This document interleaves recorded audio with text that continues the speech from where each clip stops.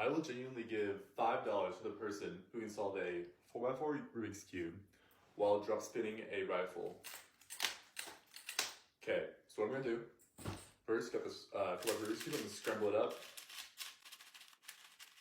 Put it in here so I can't even tell how it's oriented, just so y'all know my tube. Okay. Scrambled. Okay. And begin.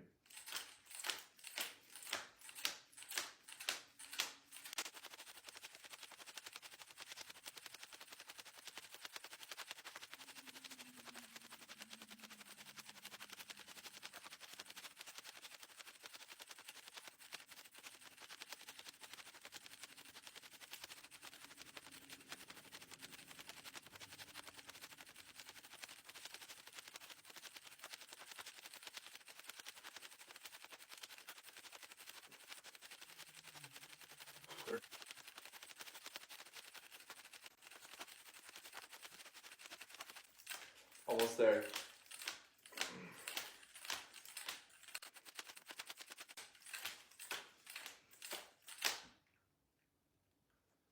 Bam. Completely solved. And also, holy crap. That killed my arm, man. Like, ow.